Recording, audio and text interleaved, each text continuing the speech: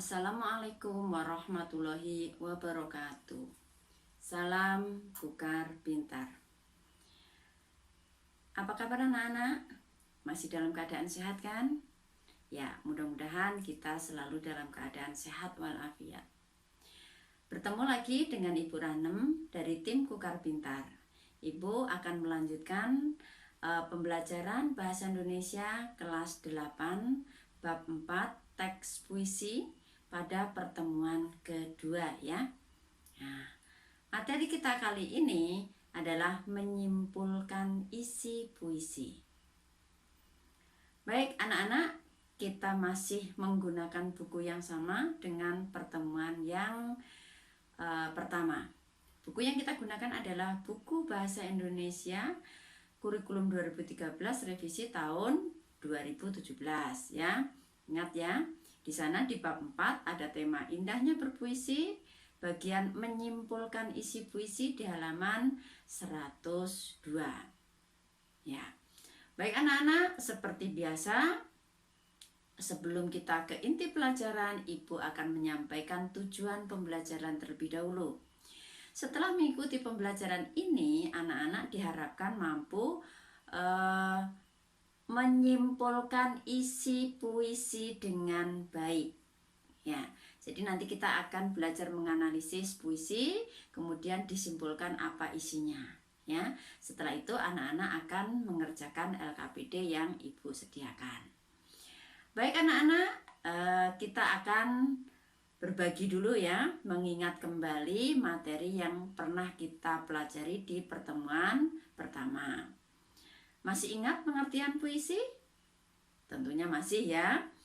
Yang kedua, coba sebutkan isi puisi Hujan Bulan Juni. Yang ketiga, selain puisi yang pernah kita bahas di pertemuan pertama, adakah yang pernah membaca puisi yang lain? Kira-kira apa isinya? Baik anak-anak, kita akan cari tahu jawabannya ya. Ini dia jawabannya. Puisi adalah teks atau karangan yang mengungkapkan pikiran atau gagasan yang mengutamakan keindahan kata-kata. Ini yang kita bahas di pertemuan pertama ya. Kemudian isi puisi Hujan Bulan Juni itu menceritakan tentang ketabahan hujan yang turun pada bulan Juni yang menggambarkan keikhlasan untuk menolong atau memberikan kebahagiaan kepada orang lain.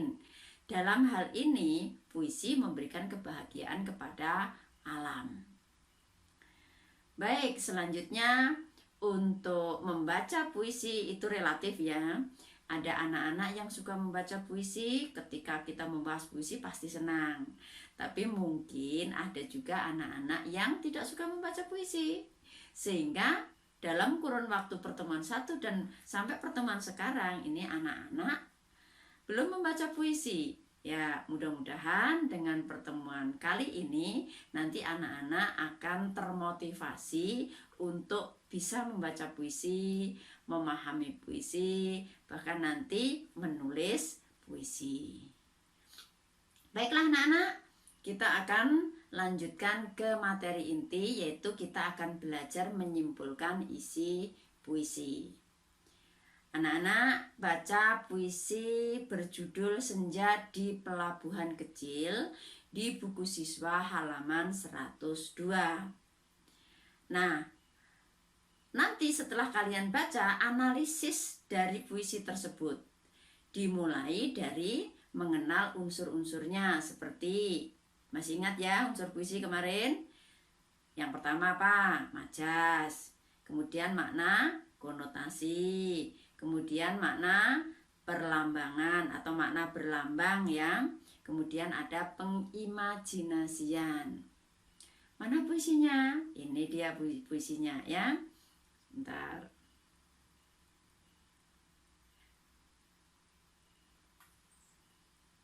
Bentar ya. Nah, ini puisinya Senja di Pelabuhan Kecil buat Sri ayati. Nah, ini ada puisi, kalian baca karya Chairil Anwar ya. Dibaca nanti ya. Kita baca ya. Nah, analisisnya seperti apa? Nah, analisisnya seperti ini. Dari puisi tersebut, nah, dilihat di buku kalian juga ya analisisnya. Simpulannya begini. Pada bait pertama atau bait 1, puisi itu menceritakan cinta yang sudah tidak dapat diperoleh lagi. Penyair melukiskan keadaan batinnya itu melalui kata gudang, rumah tua, cerita tiang, dan temali, ada kapal, dan perahu yang tiada bertaut. Nah, benda-benda itu semua mengungkapkan perasaan sedih dan sepi. Penyair merasa bahwa benda-benda di pelabuhan itu membisu. Kemudian analisis selanjutnya di bait kedua, menggambarkan perhatian penyair pada suasana pelabuhan dan tidak lagi kepada benda-benda di pelabuhan yang beragam. Ya, kalau tadi menceritakan bendanya, sekarang menceritakan apa? Suasananya. Suasana di pelabuhan yang seperti apa? Di pelabuhan itu turun gerimis, ya. Gerimis. Bayangkan kalau di pelabuhan dengan benda-benda yang saat tadi kemudian turun gerimis. Mempercepat kelam. Maksudnya mempercepat kelam itu menambah kesedihan penyair. Dan ada kelopak elang yang menyinggung muram. Itu diartikan membuat hati penyair lebih muram.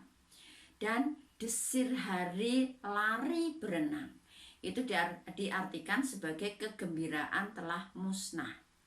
Ya, suasana di pantai itu suatu saat membuat hati penyair dipenuhi harapan untuk terhibur. Nah, untuk terhibur maksudnya menemukan bujuk pangkal akanan. Tetapi ternyata suasana pantai itu berubah. Harapan untuk mendapatkan hiburan itu musnah. Sebab kini, nah di situ ya, kini tanah, air tidur, hilang ombak. Bagaimana jika laut kehilangan ombak? Nah, seperti halnya manusia yang kehilangan harapan akan kebahagiaan. Bait ini mempertegas suasana kedukaan sang penyair. Di bait ketiga digambarkan pikiran penyair lebih dipusatkan pada dirinya sendiri dan tidak lagi kepada benda-benda di alam, pantai dan benda-benda sekeliling pantai. Dia merasa aku sendiri. Tidak ada lagi yang diharapkan akan memberikan hiburan dalam kesendirian dan kedukaannya. Dalam kesendirian itu ia menyisir semenanjung. Semula ia berjalan dengan dipenuhi harapan. Namun sesampainya di ujung, sekalian selamat jalan. Jadi setelah penyair mencapai ujung tujuan, ternyata orang yang diharapkan akan menghiburnya itu malah mengucapkan selamat jalan. Penyair merasa bahwa sama sekali tidak ada harapan untuk mencapai tujuannya. Sebab itu dalam kesendirian dan kedukaannya, penyair merasakan dari pantai keempat ya, seduh penghabisan bisa terdekat. Betapa mendalamnya rasa sedihnya itu. Ternyata dari pantai keempat seduh dan tangisnya dapat dirasakan.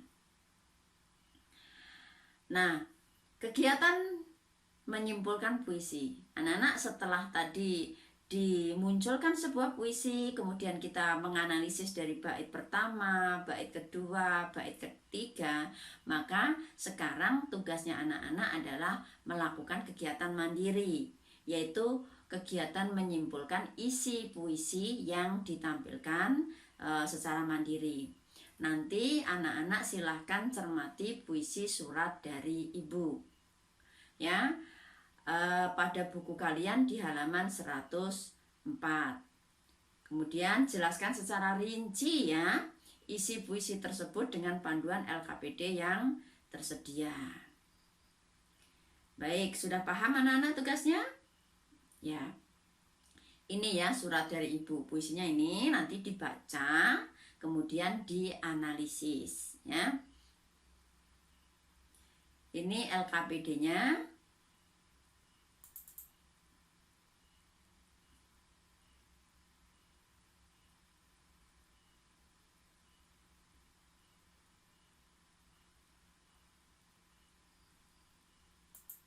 Nah, ini LKPD-nya ya. Ini LKPD 4.2. Nah, nanti dicermati bait demi bait ya. Bait 1 penjelasan seperti tadi ya.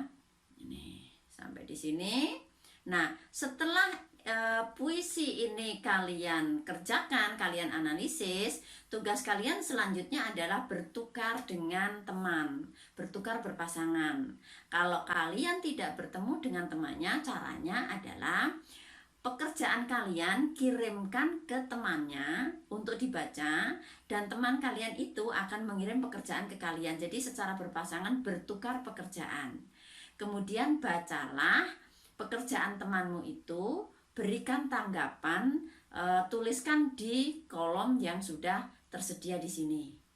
Nah, setelah tanggapan itu kalian berikan, jangan lupa dipoto, dikirimkan ke ibu atau dikirimkan ke guru di sekolahan, dan juga dikirimkan kepada si pemiliknya supaya si pemiliknya tahu, oh ternyata ini gitu ya, saya betul atau salah gitu ya. Kalau betul alhamdulillah, kalau salah salahnya di mana, sehingga nanti si pemilik analisis kesimpulan isi puisi itu bisa memperbaiki. Bagaimana? Jelas kan? Ini LKPD-nya ya. Baik, kita lanjutkan penutup. Anak-anak, dari pembelajaran hari ini tentang menyimpulkan isi puisi, buatlah peta konsep tentang pengertian dan menyimpulkan isi puisi. Pada pelajaran berikutnya kita akan mempelajari jenis puisi dan memilah unsur pembangun puisi. Anak-anak, untuk pembuatan peta konsep, ibu punya alternatif seperti ini.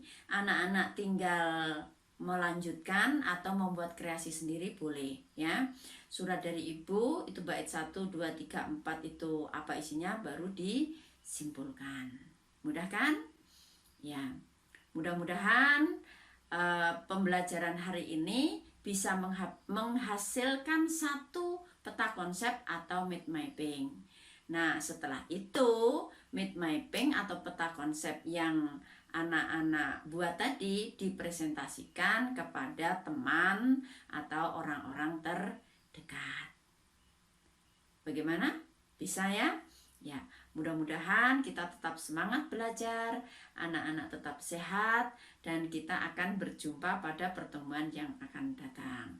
Terima kasih, mohon maaf, billahi taufiq wal hidayah. Wassalamualaikum warahmatullahi wabarakatuh. Salam Kukar Pintar.